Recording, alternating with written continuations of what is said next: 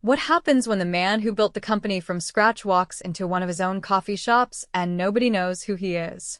Victor Fawley sat in the back seat of the rideshare car, watching the rain patter against the window as the city blurred by. He wore a faded green hoodie, wire-frame glasses, and a scruffy beard he'd been growing out for weeks. His usual clean-cut look was gone. That was the point. 10 years ago, Victor started his coffee chain with one cart and a borrowed espresso machine. Now there were 10 stores across the state. Business was good on paper. But lately, customer complaints had been piling up. 1-star reviews, cold coffee, unfriendly staff. He had heard it all from his district managers. Excuses, mostly. Short-staffed. High turnover. It's Gen Z, they don't want to work. He was tired of hearing it, so he decided to go see for himself. He'd picked the Midtown location. It was the busiest of the 10, sandwiched between an office block and a university. The manager, according to reports, was tough but efficient. Victor had never met her. He rarely made store visits anymore. That was a mistake. He walked in at 6:45 a.m., 15 minutes before opening. A woman in her mid-30s stood at the front counter, scrolling through the POS tablet. Her sharp ponytail and black blazer gave off a no-nonsense vibe. She didn't look up. "You're the new guy?" she asked flatly. "Yeah, Vic. Just moved here," Victor replied, adjusting the strap on his backpack. She gave him a once-over. "You're late. Clock in." Technically, he wasn't. But he didn't argue. He followed her behind the counter, where 2 other employees were already prepping. A quiet guy restocking the pastry case, and a girl with tired eyes wiping down machines. "Vic, you'll shadow Ava today," the manager said. "She'll show you the ropes. Don't slow her down." The girl looked up. Maybe 19, barely 20. Her uniform was clean but clearly worn coffee stains on the apron, sleeves pushed up. She forced a smile. "Hey, you ever worked bar before?" she asked. "Not in a while," Victor said. She gave a soft laugh. "Great. No pressure." By 7:05, the line was out the door. Victor did his best to keep up. Ava moved fast, calling orders, pulling shots, steaming milk, all while dodging the manager's constant critiques. "Watch your foam. You're stacking cups wrong. Why is the line not moving?" Victor stayed quiet and did what he could. He filled syrup bottles, restocked lids, wiped counters. But Ava? She ran the bar like her life depended on it. At 9 o'clock, the morning rush finally slowed. Ava leaned against the sink, breathing hard, her hands trembling slightly. "You okay?" Victor asked. She nodded quickly. "Yeah, just need water." She didn't move. He passed her a cup. She took it with both hands, sipping slowly. Her eyes were glassy. "Do you ever take breaks?" he asked. She snorted. "Breaks? Not here." The manager's voice cut through. "Ava, order ready. Stop chatting." Ava flinched and went back to the machine. Victor followed. By noon, he'd seen enough cracks to know something was wrong. The other barista, Jordan, barely spoke and never smiled. The manager, whose name he finally learned was Tessa, barked orders like a drill sergeant. Nobody got a lunch break. Orders piled up. Customers complained. And Ava just kept going. Always apologizing, always rushing. At 2:30, Victor caught her in the back room, crouched by the mop sink. Her hands were over her face. Her shoulders shook. He stepped in slowly. "Ava." She didn't answer. He knelt beside her. "Hey. It's Vic. What's going on?" She wiped her face fast, like that would erase the tears. "Sorry. I'm fine. I just need a minute." "You're not fine," he said gently. She looked at him, defeated. "I've been working 6 days straight.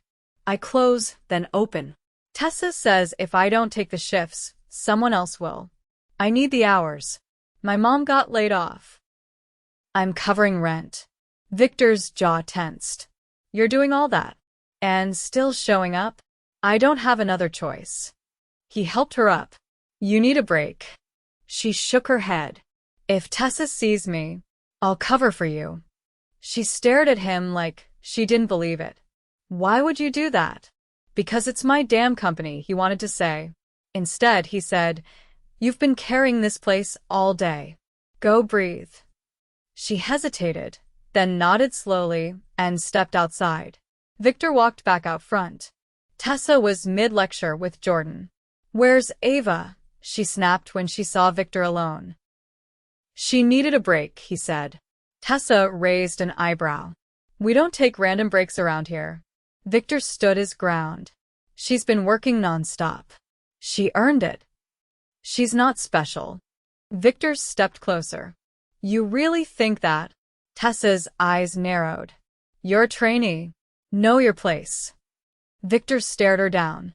Right. He walked outside and found Ava sitting on the curb, sipping water, eyes closed. Thank you, she said quietly. No. Thank you, he replied. And in that moment, he knew this visit wasn't going to be just a checkup. It was going to change everything.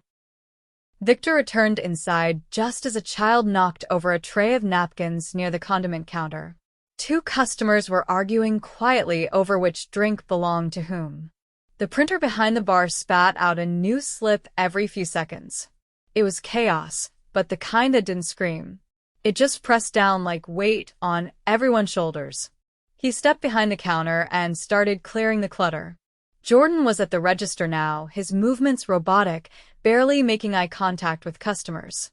Tessa stood near the mobile order shelf, arms crossed, scanning the room like a security camera. Victor placed a stack of clean lids back in the dispenser, but his eyes kept drifting to the door. Ava had been outside for almost 15 minutes longer than anyone had stepped away since he'd arrived. He expected Tessa to say something about that, but she didn't. She was too busy watching a college kid fumble with the espresso machine. Why is Logan on bar? Victor asked Jordan under his breath. Jordan didn't look up. Because Tessa thinks he's fast. Logan had already spilled a shot across the counter. Victor moved over and gently nudged him aside. Let me take this one. Logan didn't argue. He stepped back, wiping his hands on his apron. Victor dialed in the grind and made a double shot without needing to think. His hands remembered the rhythm, even after years away from the bar. Milk, steam, pour. 4 drinks in 2 minutes. He set them on the counter in order. The line moved again. Tessa walked over, her tone flat. Did I say you could switch stations? Victor didn't slow his pace. He was falling behind. I stepped in. You're not trained. I'll manage. She lingered for a beat, then turned and walked away. No correction, no acknowledgement that things were running smoother. Just silence. Ava came back in, face flushed from the cold. She gave Victor a quick nod and took over register without a word. They worked like that for another hour, no small talk, no wasted motion. Just survival. By late afternoon, the flow eased. The lunch crowd thinned. Someone had finally come in to cover register, a girl named Renee, who looked barely older than Ava. Victor took the chance to slip into the stockroom. Not to hide, but to think. The shelves were partially empty. No oat milk. Only 1 box of large lids left. He checked the delivery sheet pinned to the wall. Their last restock had been 5 days ago. Another wasn't scheduled until next Monday. That meant the store would run dry before the weekend. He flipped through the clipboard hanging below the delivery sheet. Schedules, shift notes, maintenance logs. Most were half-filled. Some not at all. On a sticky note near the bottom, someone had scrawled, "Broken grinder still not fixed. Told Tessa twice." Victor rubbed his jaw. None of this matched the weekly reports he received. Those were always polished, full of phrases like team operating efficiently and inventory under control. This wasn't control. It was duct tape barely holding the doors open. He stepped back into the front. Tessa was leaning against the pastry case, scrolling through her phone. Ava was scraping dried syrup off the counter with a butter knife. Victor tapped her shoulder. You got a second? She looked up, wary. Am I in trouble? No. Come with me. They stepped into the hallway near the restrooms. He kept his voice low. How long's the grinder been busted? Since last week. I told Tessa, but she said to use the backup. There's no backup. She hesitated. Yeah. I know. Why haven't you emailed support? We're not allowed to. Everything has to go through her. Victor leaned against the wall, thinking. What's the deal with the schedule? I saw the hours. Ava looked down at her shoes. She makes us switch shifts last minute. If we say no, she cuts the next week's hours. You ever talk to anyone higher up about it? She gave a soft laugh, but there was no humor in it. Who would listen? Victor nodded slowly. What if I told you someone is listening now?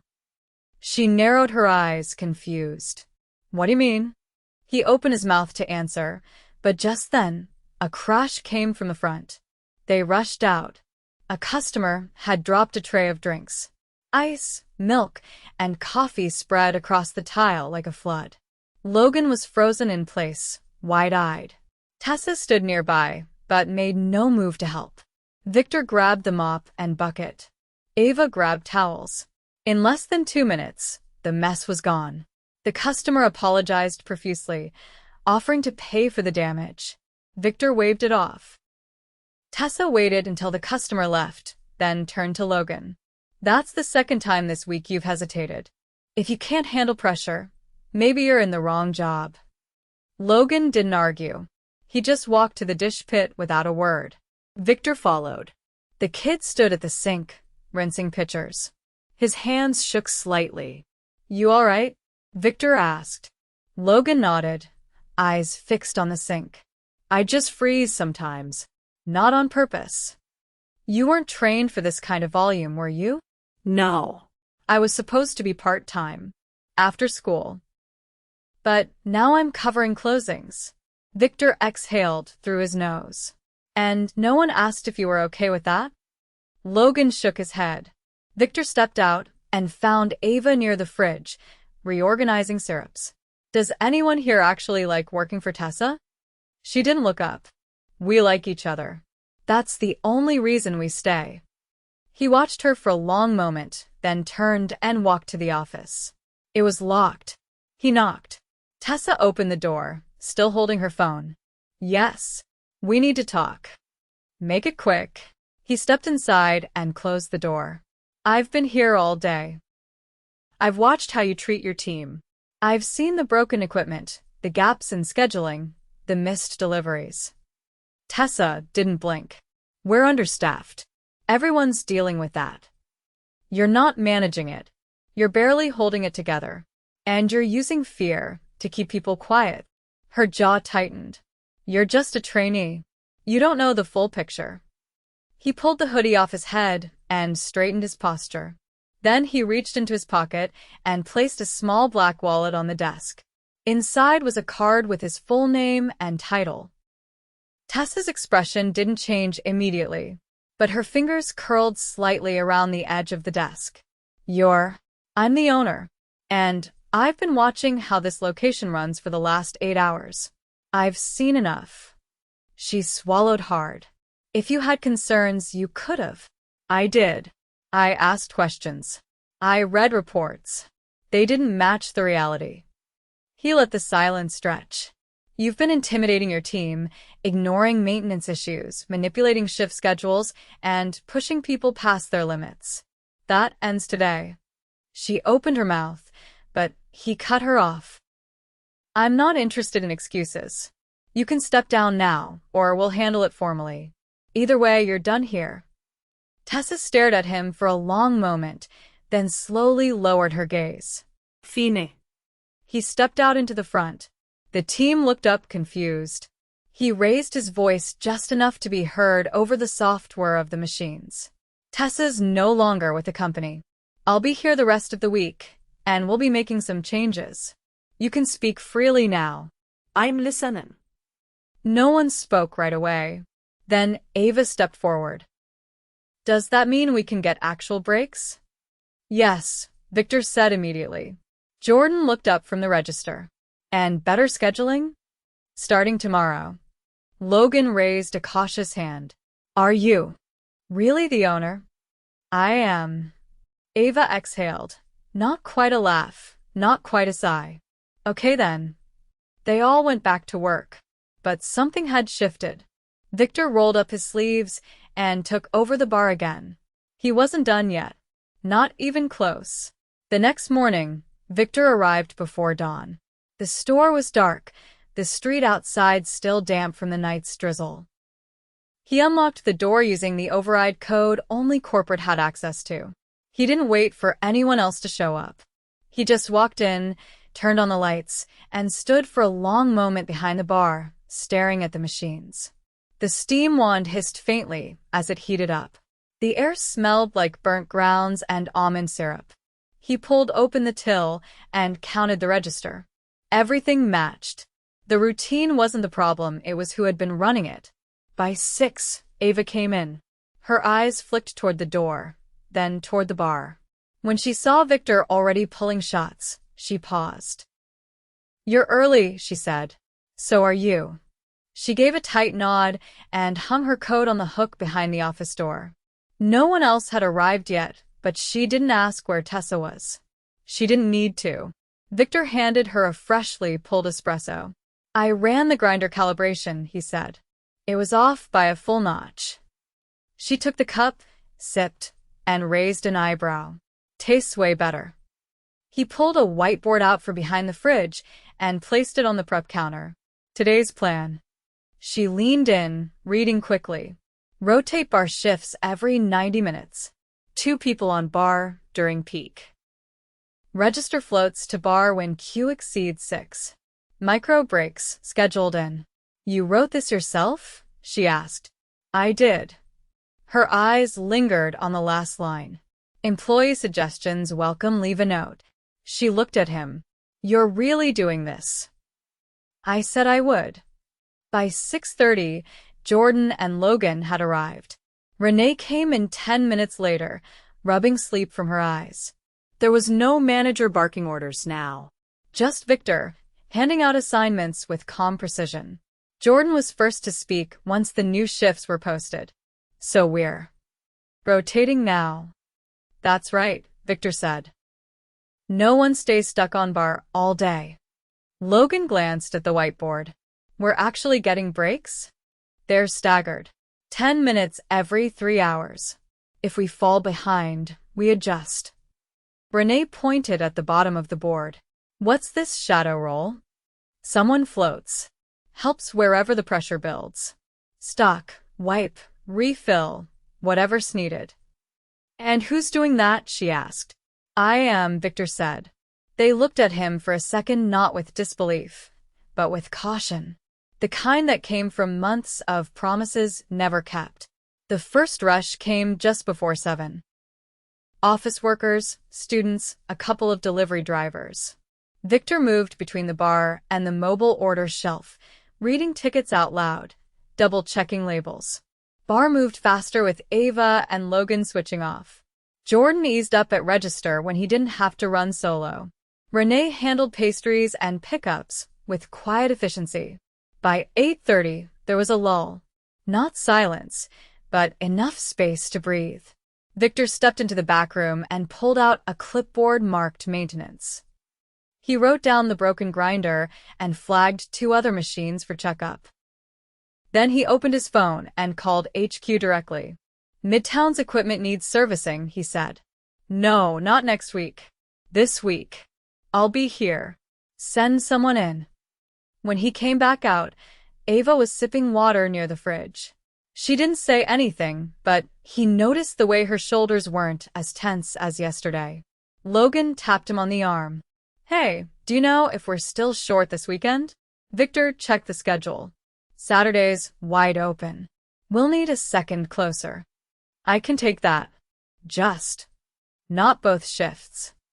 Noted. Victor jotted it down on a notepad he kept in his apron. He didn't make promises out loud unless he could back them up. At 10, A woman in a navy blazer walked in and made a beeline for the counter. She seemed familiar, and Victor's stomach turned when he recognized her. Regional operations. Her name was Dana. She spotted him and raised an eyebrow. Didn't expect to see you here. I'm staying a few days. I got a call from Tessa this morning. I figured. She said you blindsided her. No warning, no protocol. Victor didn't step away from the bar. She left the team in survival mode. I didn't need protocol to see that. Dana folded her arms. We have processes for performance reviews. And how long would that have taken? Another month? 2? These kids don't have time for that. Kids. Dana repeated flatly. They're running your busiest store with half the support they need. Dana looked around. The customers were being served quickly. The line was moving. The drink station was clean. She didn't argue. Victor leaned in a little. I'm not asking for permission. I'm rebuilding this store from the inside out. If you want to help, great. If not, stay out of the way. Dana stared at him for another second, then nodded once. Keep me updated. She left without ordering. By lunchtime, the pace picked up again. Victor stepped into the flow without needing to be asked. He restocked the milk fridge, wiped spills, and double-checked mobile orders before handing them off. He didn't hover. He backed people up when they needed it and got out of the way when they didn't. At one point, Ava leaned over and said, I didn't know owners could do dishes. He rinsed a blender pitcher. Most don't. Why are you different? He didn't answer right away. Then he said, because I remember what it's like to be on this side of the counter. She didn't press further. At 2:15, there was a delay on a large catering order. The ticket had been misfiled by the night shift. No one noticed until an office manager showed up asking for 12 boxed coffees and 15 pastries. Victor caught it first. He offered a refund or a 10-minute wait. The customer chose to wait. He turned to the team. I need all hands for 10. No one hesitated. Ava manned the pastry case. Jordan brewed fresh carafes. Logan boxed the cups. Victor filled the order sheet himself. It was done in 8 minutes. The customer left satisfied. As soon as the door closed, Logan exhaled and leaned back against the wall. That felt better than yesterday. Renee pulled off her gloves. Because we weren't scrambling. Jordan added, or getting yelled at for nothing. Victor looked around the room. You all kept this store running when no one else was paying attention. That doesn't go unnoticed. Ava glanced up. So, what happens after you leave? I'll appoint a new store lead. Someone from here if possible. No one from outside unless we have to. Why not you? Jordan asked. Victor shook his head. I got 9 other stores to fix. That answer hung in the air for a moment. Then Ava said, well, start here. He nodded once. That's the plan. He stayed until close. He helped mop, took out trash, and signed off on the drawer. He didn't leave until the last light was off and the doors were locked. Outside, standing in the quiet street, Ava turned to him. You really meant it, she said. I did. You think people will actually care about this stuff? The breaks? The schedules? They will if we keep proving it matters. She nodded. I hope you're right. Victor looked at the dark windows behind them. So do I. By the start of the next week, Midtown Coffee's rhythm had started to shift in small but unmistakable ways. Not because someone had waved a wand, but because Victor stayed not as the owner, but as part of the crew. No corner office, no brief visits. He showed up every morning, apron on, working side by side with the same people who had nearly burned out under the weight of silence. Everything was still tight. Staff coverage was barely enough to function. Ava was still taking more shifts than she should. Logan was still learning, and Renee was still quiet. But the difference was that no one was being ignored anymore. Victor sat in the back office after close one evening, a stack of applications spread across the desk. Most weren't great. A few were promising. He circled one name, a former shift lead from another cafe chain who'd left due to disagreements with upper management. No red flags. Good references. He made a note to schedule an interview, then stood and stretched, his back stiff from 10 hours on his feet. A knock came at the door. Jordan leaned in, hoodie half-zipped, backpack slung low. "You got a second?" Victor nodded and motioned him in. Jordan sat, rubbing his hands together. "I've been thinking about what you said. That thing about rebuilding the place from inside." Victor waited. "I don't want to be just a register guy forever. I've been here a year. I know how things work. I've trained new hires. I've closed a loan more times than I can count. But whenever I asked Tessa about moving up, she'd say I wasn't leadership material." "What do you think leadership material looks like?"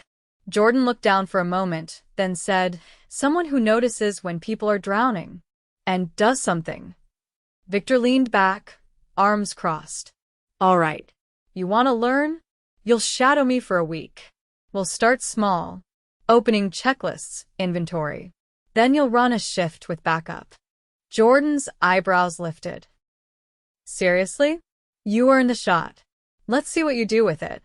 He stood and left without another word, but his steps were lighter. The following morning, Victor arrived before sunrise again. Ava was already at the sink, rinsing pitchers, earbuds in, moving with a kind of practiced automatic focus. She didn't notice him until he flicked on the overhead light. "You beat me here," he said. She pulled one earbud out. "Couldn't sleep. Figured I'd prep." He glanced at the milk fridge. Everything was already faced and labeled. Syrup bottles were full. Towel stacks were folded neatly on the counter. "You do this every morning?" "Not every morning. Just when I'm not too tired to care." He watched her for a moment. "You're not on bar today." She blinked. "What?" "You're on support. One step back from the chaos. You'll float, refill, help with handoffs. No direct pressure." She looked unsure.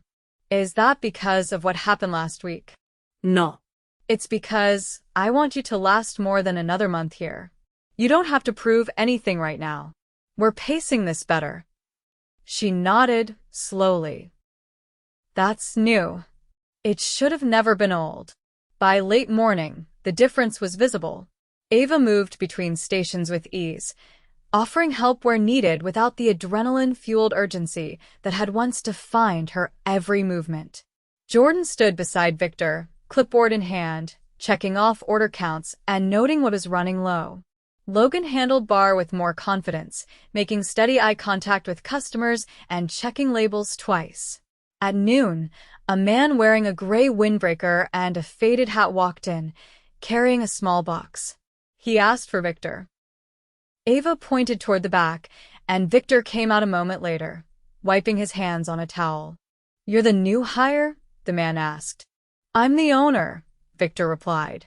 The man smiled faintly. "Equipment tech. Here for the grinder and the fridge."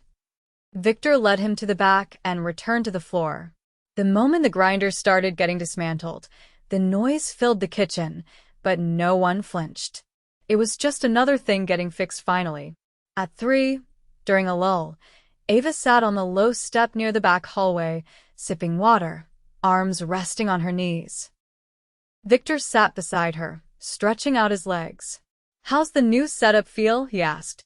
She drank, then said, "Better. Still tired. But it's not the same kind of tired." He nodded.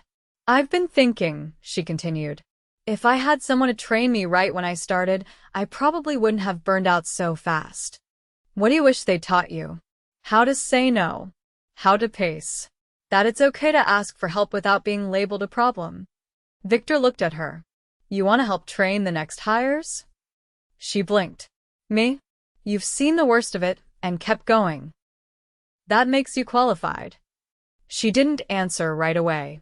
Then she said, "Yeah, I'd like that." He stood and offered a hand. She took it, pulling herself up. The rest of the week moved with steady momentum. Victor interviewed 2 candidates, hired one. The new girl, Carmen, was older than the rest, late 20s, calm under pressure, and asked all the right questions. She didn't try to prove herself in the first hour. She listened. Ava showed her how to set up the syrup station and explained the rush patterns without rushing her. Jordan ran his first shift late Thursday. It wasn't perfect. A mobile order went missing, and a customer got the wrong milk substitute. But he caught both mistakes quickly and fixed them without making excuses. He checked on Logan twice, asked Renee if she needed to step off bar for a minute, and thanked Ava at the end of the shift for backing him up. When Victor locked the doors that night, he handed Jordan a small ring of keys. "You'll still shadow for another week, but you're officially a key holder." Jordan stared at the ring, then at Victor. "I didn't think this was even possible." Most people don't. Until someone shows them it is. Friday was the first day Victor didn't jump behind the counter. He stayed close, monitoring, watching, but didn't step in unless asked. The store held its rhythm. The line moved. Drinks went out on time. The team covered each other without being told. Late morning, Dana returned. She stood near the condiment bar, arms folded, expression unreadable. Victor joined her, hands in his pockets. "I've never seen this location so calm," she said. "They're the same people, just with less weight on their backs." She watched Ava hand off a drink, then turn around and help Carmen with the blender setting. "You keeping this up long term?" "I'm hiring a new GM, someone with actual people skills. I've got 3 more interviews lined up. But I'm also building out a stronger training program. Ava's helping design it." Dana raised an eyebrow. "You're pulling a barista into ops?" "She's already halfway there." They stood in silence for a moment, watching the team move as one. "You did good here," Dana said. Victor didn't answer. He just kept watching.